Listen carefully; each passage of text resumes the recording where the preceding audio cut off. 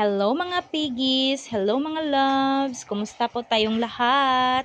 Welcome back sa ating YouTube channel. So for today's video, ay andito na naman tayo sa ating mga alaga. Ayan, kakatapos lang tayong magbigay sa kanila ng pananghalian nila.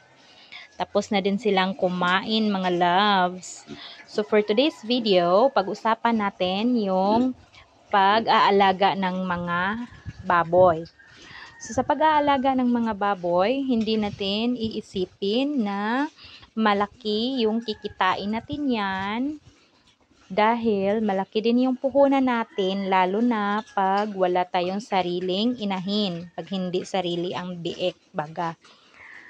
So, para ka lang nag-ano nun, nag-aalakan siya.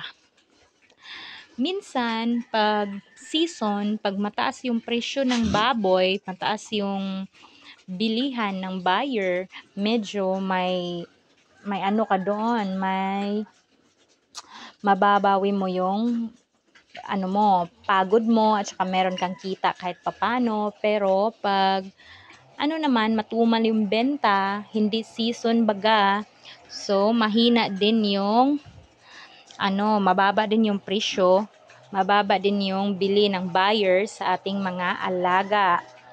So, hindi natin yan iisipin na once mag-aalaga tayo ng baboy ay malaki na ang kikitain natin after 3 months. Maliban lang kung sarili ang biik mo. Kung meron kang inahin at saka hindi mo binibenta yung biik, ikaw mismo ang nag-aalaga, medyo malaki yung kita mo doon. Pero pagkagaya sa atin na binibili natin yung biik at saka ginagawa natin ng fattening, ayan, ang presyo ng biik dito sa atin ay may kamahalan din, 4K ang bawat isa. So, plus feeds ka pa, medyo malaki-laki talaga yung gastos at saka pag pag nagkataon ay talagang malulugi ka pa. Para ka lang ditong nagsusugal. Hindi mo hindi mo malalaman, hindi mo din tawag dito, hindi mo din masasabi na meron ka ng kita pagkatapos nun. Kasi nga, sinasabi ko na, hindi magkapareho ang presyo ng bawat pag didispose mo. Kumbaga pag-aalaga mo ngayon ay sinuswerte, hindi natin alam kung bukas sa susunod mong pag-aalaga, mga ilang buwan ay mahina yung benta o mababa yung presyo. So, ganun lang. At saka, inaamin ko talaga na pag sa ganitong sitwasyon na pag aalaga ka ng mga baboy at saka dapat meron ka talagang pamuhunan. Kagaya sa akin, wala na tayong maipakain sa ating mga alaga. So, na tayo? Kalot hindi makatol. Maghanap na naman tayo ng kung saan tayo makakakuha ng feeds nila. Sumbaga, pampakain sa kanila. O, ayan si manok. Tumitingin na kung meron pa bang tira. Wala na manok, inubos na ng mga alagang baboy. Ayan. So, yun nga. Kung sa mga nag-uumpisa pa lang kagaya ko, mas mainam talaga na meron tayong inahin. Yung bang tayo mismo ang gumagawa o ng inahin, yung bang mag-alaga tayo ng inahin para pag nagbigay ng biik, tayo lang din yung mag-aalaga.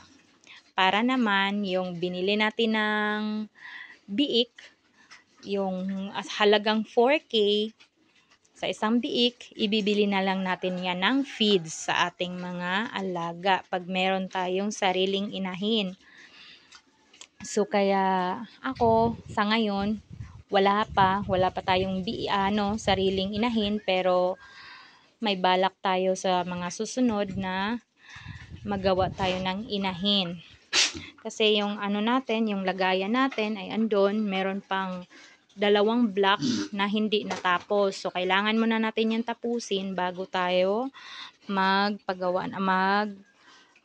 mag-alaga ng inahin din para pag meron ding pag merong mga biik na meron tayong malalagyan kasi pag dito lang isang space lang to, oo malaki, tapos mag-anak ka ng inahin, mag-alaga ka ng gawin mong inahin, pwede rin naman. Pero pag pag nagkataon na nagbigay sila ng biik, syempre advance tayo mag-isip saan natin ilalagay. Hindi natin pwedeng ihahalo doon sa inahin kasi pag maliit pa, oo, pwede. Pero paano pag ihiwalay na natin sa inahin nila? Yung baga iwalay na natin yung biik, wala tayong malalagyan.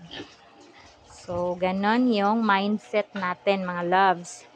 So, ang iniisip ko ay kailangan kong tapusin itong dalawang block dito bago ako magsimula tayong mag-alaga, magsimula tayong mag-alaga kasi maliit pa yun, hindi pa naman yun bibigay agad ng biik, palalakihin pa natin, siya hanggang sa hintayin nating maglandi, tsaka pwede na, siguro naman may space na tayo pag natapos to, kunti na lang yung kulang dito, yung baga, na lang, flooring, at saka hollow block, meron naman tong kabilya, yan, kunti na lang, mauubos na din yan.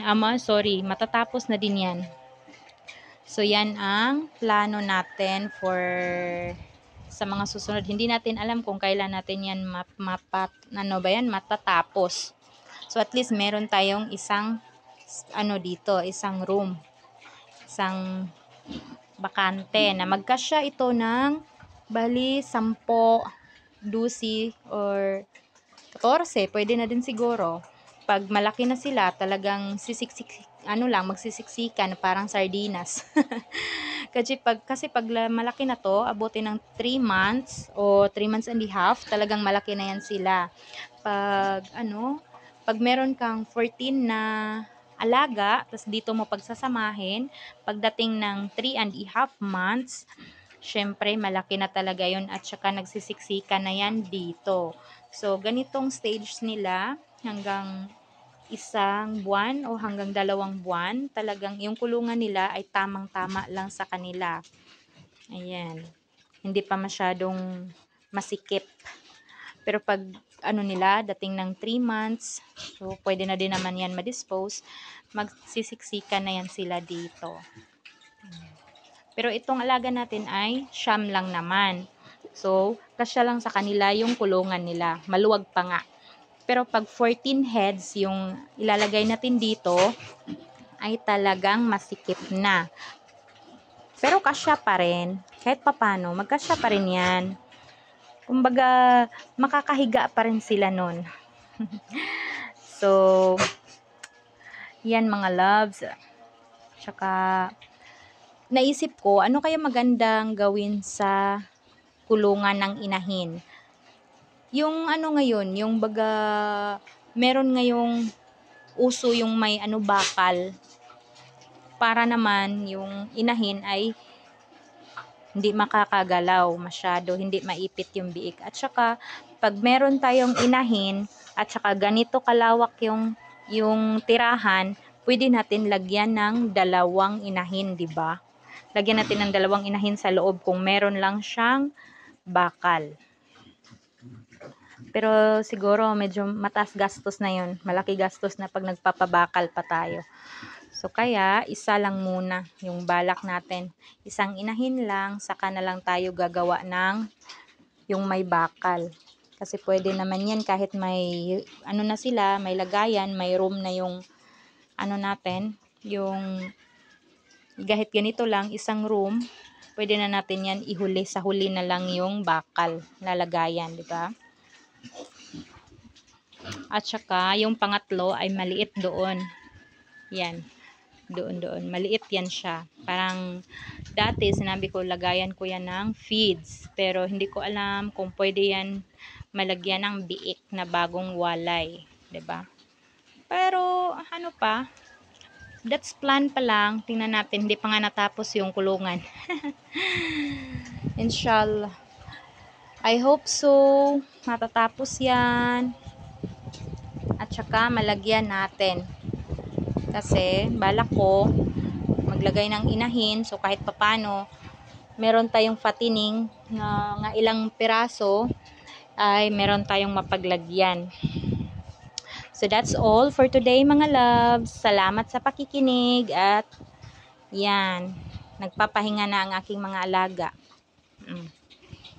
At ako'y uuwi na din. Ayoko na silang disturbuhin para hindi maudlot yung paglaki nila. Kasi nga ang ingay-ingay ko at hindi sila makakatulog.